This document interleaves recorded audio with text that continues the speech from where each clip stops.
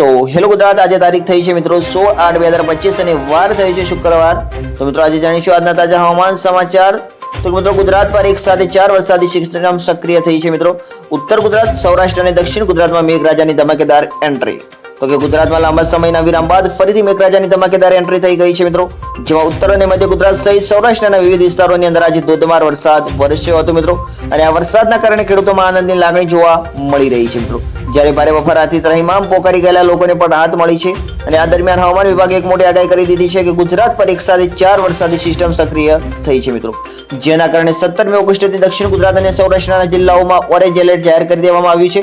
અને અમદાવાદના SG highway અને પ્રહલાદનગરમાં વરસાદ, બોપલ, ઈસનપુર, નારોલની અંદર અને સરખેજમાં વરસાદ પડ્યો હતો। તે સિવાય ધારી પંથકમાં સતત બીજા દિવસે વરસાદ વરસ્યો હતો, જ્યારે સાબરકાંઠામાં વિજયનગરમાં 2 કલાકની અંદર 1.5 ઇંચ વરસાદ ખાબક્યો હતો। અને વરસાદનો વધુ એક રાઉન્ડ શરૂ થતા ખેડૂતોને હાશકારો અનુભવ્યો છે મિત્રો।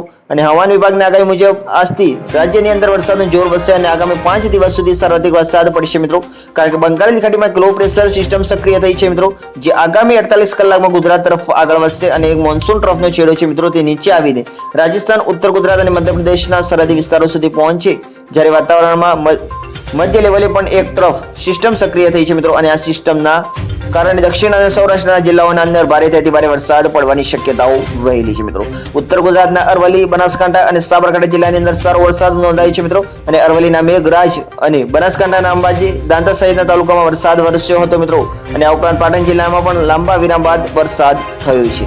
સૌરાષ્ટ્રના અરવલ્લી જિલ્લાઓની અંદર મેઘરાજાએ ધમાકેદાર એન્ટ્રી કરી દીધી છે મિત્રો। અને અમરેલીના ખાંભા, બગસરા, સાવરકુંડલા, ધારી, ગઠિયા, વીરપુર સહિતના વિસ્તારોની અંદર વરસાદ થવાની વાતાવરણમાં ઠંડક પ્રસરી ગઈ છે મિત્રો। અને આ વરસાદથી ખાસ કરીને ખેડૂતોને કપાસ, સોયાબીન અને મગફળીના પાક માટે ખૂબ જ ફાયદો થશે મિત્રો। દક્ષિણ ગુજરાતની અંદર સુરત અને નવસારી જિલ્લામાં પણ લાંબા સમય બાદ વરસાદ થયો છે। અને સુરતના અડવાલાઇન્સ, પીપલોદ, અડાજણ, રાંદેર, કુમસ, પાંડેસરા, વેસો અને કતારગામ જેવા વિસ્તારોની અંદર ધોધમાર વરસાદ પડ્યો છે મિત્રો। અને મધ્ય ગુજરાતમાં વડોદરા, શિનોર, કરજણ, અવાખાલ, પુનિયાદ અને કંજેઠામાં પણ મેઘમહેર જોવા મળી ગઈ છે મિત્રો। અમરેલી, વડોદરા, સાબરકાંઠા, બનાસકાંઠા અને અરવલ્લી જિલ્લાની અંદર ખેડૂતોમાં આ વરસાદના કારણે ખુશીનો લહેર વ્યાપી ગઈ છે મિત્રો।